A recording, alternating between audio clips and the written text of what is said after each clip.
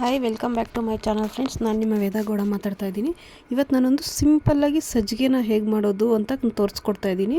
So ಅದಕ್ಕೆ ತುಂಬಾ ಕಡಿಮೆ ಇಂಗ್ರೀಡಿಯೆಂಟ್ಸ್ ಯೂಸ್ ಮಾಡಿಕೊಂಡು ಕಡಿಮೆ ಟೈಮಲ್ಲಿ ಈಸಿಯಾಗಿ ಹೇಗೆ ಮಾಡ್ಕೋಬೋದು ಸಜ್ಜಿಗೆ ಅಂತ ಹೇಳಿಬಿಟ್ಟು ನಾನು ತೋರಿಸ್ಕೊಳ್ತಾ ಇದ್ದೀನಿ.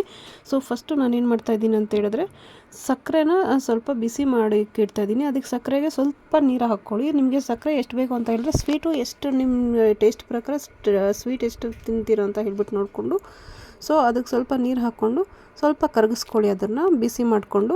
ಸೊ ಅದನ್ನು ಏನು ಒಂದೆಡೆ ಪಾಕ ಬರೋದು ಏನು ಬೇಡ. ಸೊ ಹಾಗೆ ಕರಗಿಸ್ಕೊಳ್ಳಿ, ನೀಟಾಗಿ ಕರಗಬೇಕು ಅಷ್ಟೇ. ವಾಟರಲ್ಲಿ ಸಕ್ಕರೆನ ನೀಟಾಗಿ ಕರಗಿಸ್ಕೋಬೇಕು ಅಷ್ಟೇ, ಪಾಕ ಬರೋದು ಮತ್ತು ಇದೇನು ಆಗೋದು ಬೇಡ. ಸೊ ಅದು ಕರಗಿಸ್ಕೊಳ್ಳೋದಕ್ಕೆ ಒಂದು ಇದರಲ್ಲಿ ಇಟ್ಬಿಟ್ಟು ನೀಟಾಗಿ ನೋಡಿ ಈ ಥರ ಒಂಚೂರು ಸಕ್ಕರೆ ಇದಿರಬಾರ್ದು, ಗಟ್ಟಿ ಇರಬಾರ್ದು, ಆ ಥರ ನೀಟಾಗಿ ಕರಗಿಸ್ಕೊಳ್ಳಿ ಸ್ವೀಟ್ಗೋಸ್ಕರ ಅಷ್ಟೇ. ಯಾಕಂದರೆ ಸ್ವೀಟ್ ನಾನು ಡೈರೆಕ್ಟ್ ಸಕ್ಕರೆ ಹಾಕ್ತಾಯಿಲ್ಲ, ಕರಗಿಸ್ಕೊಂಡು ಹಾಕ್ಕೊಳ್ತಾ ಇದ್ದೀನಿ.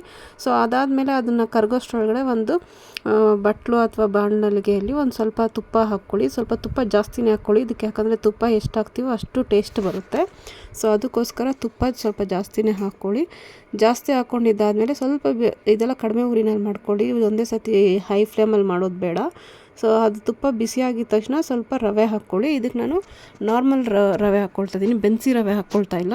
ಸೊ ಮಾಮೂಲಿ ಸಣ್ಣ ರವೆ ಬರುತ್ತಲ್ಲ, ಸೊ ಅದನ್ನು ಹಾಕ್ಕೊಳ್ತಾ ಇದ್ದೀನಿ.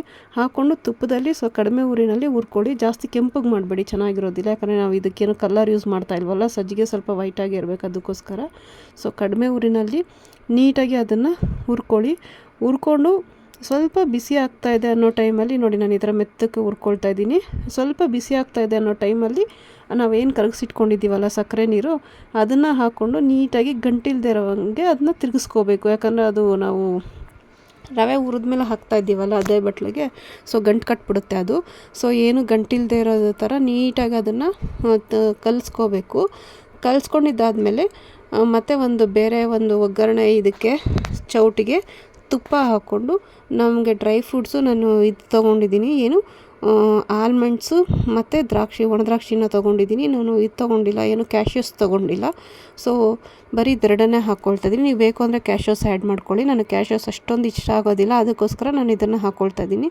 ನೋಡಿ ಬಾದಾಮಿನ ಸ್ವಲ್ಪ ಕಟ್ ಮಾಡಿ ಇಟ್ಕೊಂಡಿದ್ದೀನಿ, ಅರ್ಧ ಭಾಗ ಕಟ್ ಮಾಡಿ ಇಟ್ಕೊಂಡಿದ್ದೀನಿ. ಅದಾದಮೇಲೆ ಸ್ವಲ್ಪ ಏನು ಕಿಸ್ಮಿಸ್ ಏನಂತಾರೆ ಒಣ ದ್ರಾಕ್ಷಿನ ಹಾಕ್ಬಿಟ್ಟು ಅದನ್ನು ತುಪ್ಪದಲ್ಲಿ ನೀಟಾಗಿ ಹುರ್ಕೊಂಡು ನಾವು ಇದನ್ನೇನು ರೆಡಿ ಮಾಡ್ಕೊಂಡಿದ್ದೀವಲ್ಲ ರವೆ ಇರುವನ್ನ ಹುರಿದ್ಬಿಟ್ಟು ತುಪ್ಪದಲ್ಲೆಲ್ಲ ಮಾಡಿಟ್ಟಿದ್ದೀವಲ್ಲ, ಸೊ ಅದಕ್ಕೆ ಹಾಕಿದ್ರೆ ಘಮ ಘಮ ಅಂತ ಎಷ್ಟು ರುಚಿಯಾಗಿರ್ತಕ್ಕಂಥ ಸಜ್ಜಿಗೆ ರೆಡಿ ಆಗುತ್ತೆ ಅಂದರೆ ಸೂಪರಾಗಿರುತ್ತೆ. ತಿನ್ನೋದಕ್ಕೆ ಮಾತ್ರ ನನಗಂತೂ ತುಂಬಾ ಇಷ್ಟ ಆಯಿತು. ನೀವು ಒಂದು ಸತಿ ಟ್ರೈ ಮಾಡಿ ಹೇಗೆ ಬಂತು ಅಂತ ನನಗೆ ಹೇಳಿ.